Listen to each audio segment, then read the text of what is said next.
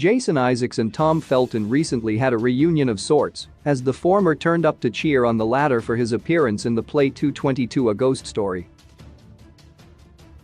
Obviously, these two characters are noted for portraying the father and son Lucius and Draco Malfoy in Harry Potter, both of whom become semi-unwilling servants to Lord Voldemort.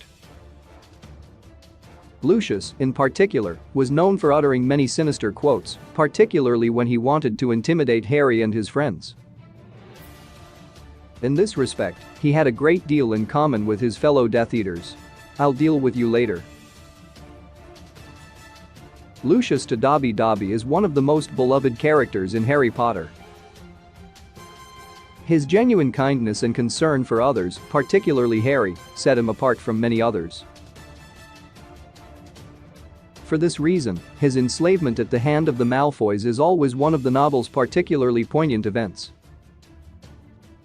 It's also what makes this quote from Lucius so sinister. It's a reminder that, when all is said and done, Dobby has no recourse and that, in the unjust system which exists in this universe, he is literally at the other man's mercy. "Your parents were meddlesome fools too." Lucius to Harry when Harry disrupts his plans. Full quote. "Mark my words, Potter. One day soon, you are going to meet the same sticky end." Lucius Malfoy is one of the best villains in the Harry Potter series. In part, this stems from the sneering way Jason Isaacs delivers his lines. With words like these, it's clear that he definitely holds a grudge against Harry. More to the point, he is not one of those who regrets the violence visited on the young wizard's parents. Instead, he seems to think they deserved what happened to them. Though he can be charming when he wants to be, quotes like this one reveal the extent to which Lucius truly does believe in his master's cruel and cynical view of the world. "Give me the prophecy now, or watch your friends die." Lucius to Harry in the Department of Mysteries. In addition to being a very sinister villain, Lucius is also a very powerful wizard in Harry Potter. What's more, he also knows just how powerful he is, and he makes no secret of the fact that he likes lording it over others.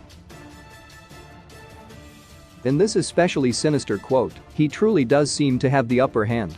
His last words are a potent reminder that Lucius is the type of person who truly wouldn't bat an eye when it came to harming children, particularly not with the threat of the Dark Lord himself looming behind him. "Neville Longbottom, is it? How's Mom and Dad?" Bellatrix mocking Neville for his hospitalized parents. Bellatrix Lestrange is one of the evilest characters in all of Harry Potter. Unlike some, she truly seems to revel in her own cruelty and malice, and she becomes one of the true believers in Lord Voldemort's mission and his rise to power. This line, which she uses to torment Neville regarding his parents, whom she tortured until they lost their minds, is sinister not only in itself, but also in how it's delivered. Helena Bonham Carter's performance is of the sort that is designed to send a chill down the spine of even the most jaundiced viewer. "My lord, I would like to volunteer for this task. I want to kill the boy." Bellatrix volunteering to be the one to kill Harry from the moment she appears. Bellatrix Lestrange shows that she is one of the most devoted Death Eaters. She is one of those who is willing to do whatever it takes to make sure that Lord Voldemort succeeds, and it's really quite sinister and chilling the eagerness with which she promises to take up the task of killing Harry Potter. Even if he weren't the hero of the entire story, it would still be very disturbing to see a character be so desirous of taking the life of another person, even knowing the consequences of such an action.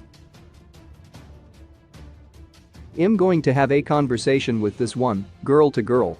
Bellatrix to Narcissa. When the trio is captured, every time that she appears, Bellatrix seems to take even more delight in tormenting others.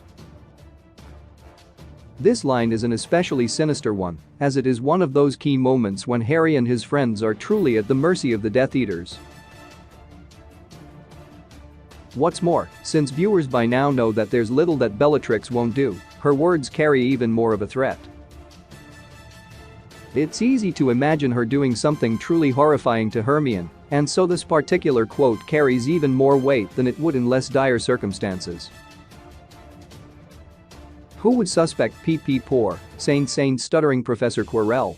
Quirrell, when it's discovered had been hiding Voldemort at first, it doesn't seem as if Professor Quirrell is going to be one of the series' most sinister villains. During his fateful confrontation with Harry, however, it's revealed just how skilled he has been at disguising his true self. There's something especially sinister and chilling about the way that he reveals the truth of who he was all along. It's one of those periodic reminders in both the books and the movies that even those who seem to be something on the outside can often be hiding a deeper, uglier part of themselves from the outside world. Tell the truth. What do you see? Quirrell demanding Harry tell him what he sees in the mirror. As soon as he reveals his true nature, Professor Quirrell also abandons any pretense of being the mild-mannered man he has been throughout the first movie. In particular, he takes on a very demanding tone with Harry. Each word he utters, including these, are a reminder of just how clever he has been at keeping his true self secret from everyone. For this reason, they are especially sinister, as they reveal the extent to which Harry is still very easily deceived by those in the world of wizards and witches who have more knowledge and cunning than he does. The Dark Lord shall rise again. Wormtail. During Voldemort's resurrection, there are few more hated characters in Harry Potter than Peter Pettigrew. Though he is a craven coward, he is also capable of showing how much power he can wield when he needs to. With this phrase, for example, he brings about the actual return of Voldemort, one of the most notable events in the entire series. There is something chilling, sinister, and even a little terrifying about just how much Peter has been willing to give up so that Voldemort can return to the world of the willing and once again start wreaking havoc and forcing his vision on everyone else. Ask yourself, Sirius. What would you have done? Wormtail, when confronted by Remus and Sirius in the Shrieking Shack, one of the worst things that Peter ever did was betray James and Lily to Voldemort. Even more sinisterly, however, he also seems to believe that there was no other choice for him. He has become so enthralled to the Dark Lord that he can't see just what a monster he has also become. In this conversation with Sirius, he reveals the extent to which he has essentially mortgaged his soul to Voldemort, to such an extent that it is almost impossible to see how he can ever truly return to what he was.